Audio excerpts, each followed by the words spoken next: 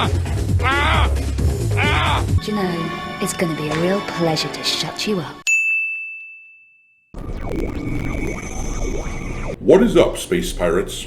This is your Admiral, the compassionately cold-hearted Dr. Disaster.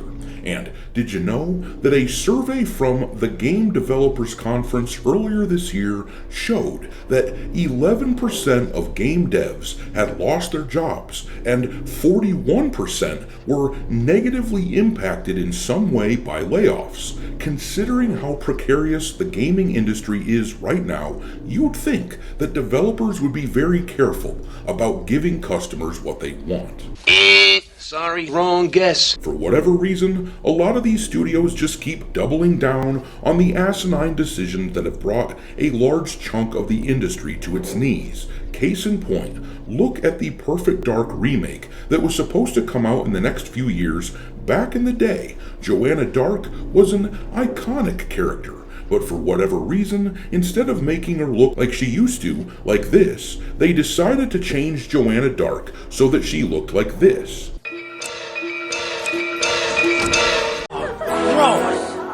Did you see that guy's balls? And do you know who was making that game before Xbox canceled it earlier this year?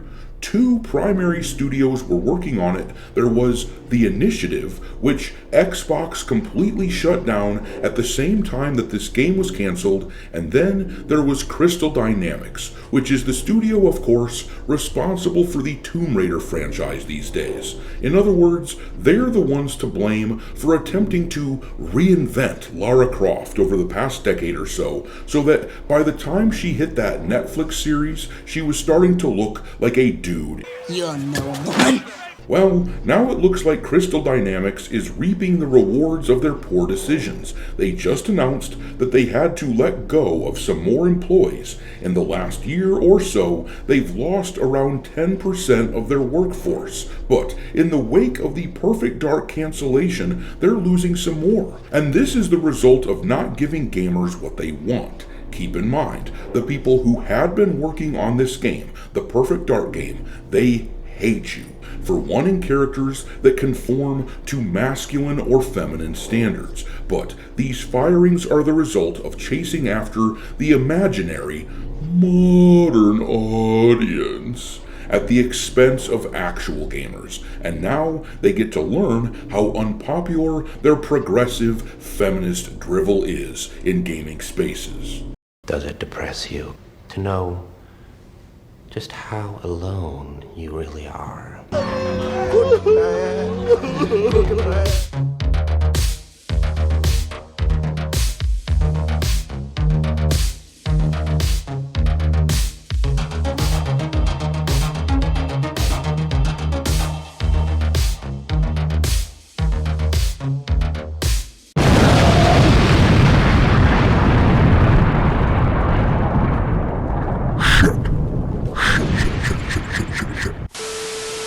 Alright, me hearties, make sure that you hit the like button on this video, share it with your friends, subscribe to the channel if you haven't already.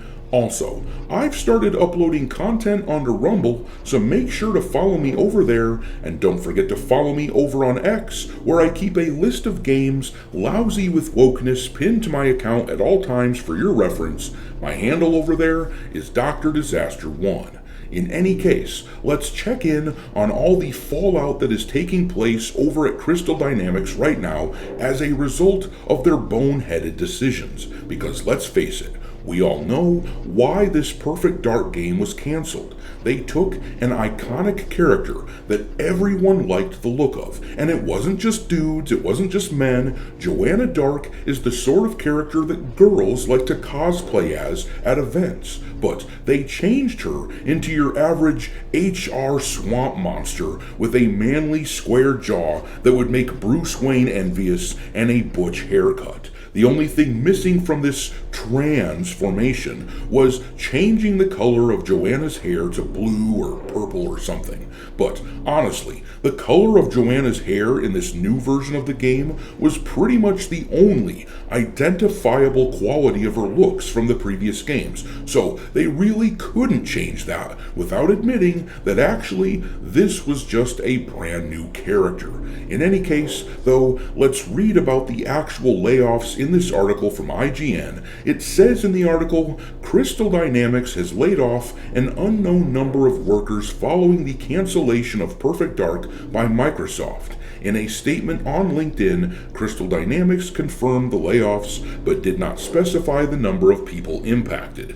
Today, we made the very difficult decision to part ways with a number of our talented colleagues as the result of evolving business conditions, the statement reads. This decision was not made lightly. It was necessary, however, to ensure the long-term health of our studio and core creative priorities in a continually shifting market. Now, let me partially translate what they meant here. What they meant to say was, because we were complicit in the decisions to replace a gaming icon with an unattractive hag, favoring feminist sensibilities over the demands of our actual customers, because of that, one of the games that we were working on was terminated by Xbox, and a number of our employees have to look for new work. But reading on, the article says, the company also confirmed that Tomb Raider, still in development, was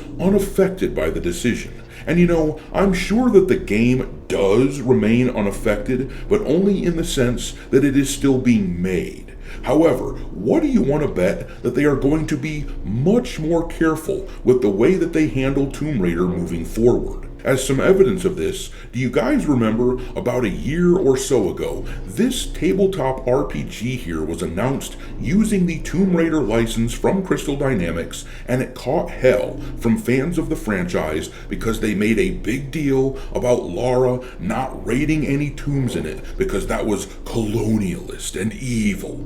And as you can see from this post, the game was canceled a few months back. Actually, I covered it on this channel.